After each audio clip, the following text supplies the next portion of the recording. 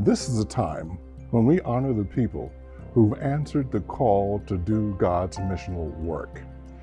At a time when people of color faced many challenges, they still persevered, so much so that we're able to talk about them today.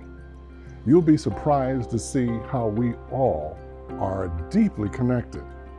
Come along with us on this journey as we see how God's mission unfolds. I'm Warren May. I'll be your host. Let's begin. Montrose Waite was a pioneering missionary to Africa. At age 17, he received a call to missions after accepting Christ in Jamaica. He immigrated to the United States and was the first Black man to graduate from Nyack Missionary Training Institute, later called Nyack College.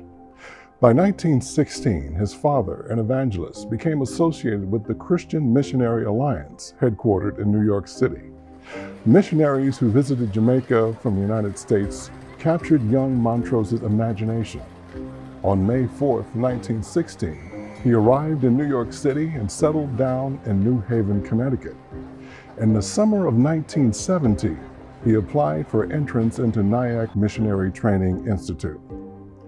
In 1920, when he graduated from Nyack, Blacks in America were greatly stirred by the name of Marcus Garvey, the charismatic political activist from Jamaica.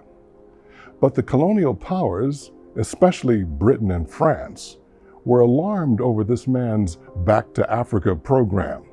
In response, those colonial powers decided that no Black Americans would be permitted to land anywhere in Africa, just as Waite was about to embark on his dream to become a missionary.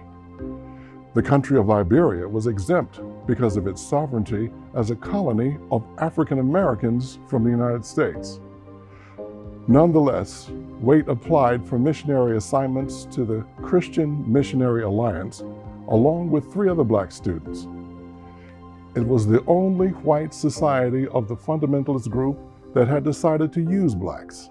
This was chiefly because Black churches contributed to their missionary fund. To Waite's disappointment, however, his application was rejected. He then turned to ministry in the United States, in Detroit, Michigan, and in North Carolina. Finally, in 1927, he was allowed to sail to Dakar, Senegal, from there to Gambia, and from there to Guinea-Bissau, and then finally to Sierra Leone. He made subsequent trips to the continent until 1977 and enjoyed an amazing ministry career. You know, years ago, when I met Montrose Waite in New York City, years ago, the thing I'll always remember about that encounter was his handshake. It was the strongest handshake I ever felt in my life. And this is one of the most powerful stories that I ever will remember in my life. What about your life? What about your life today? Can you see yourself in a story that might take place today? Think about that, and I'll see you next time.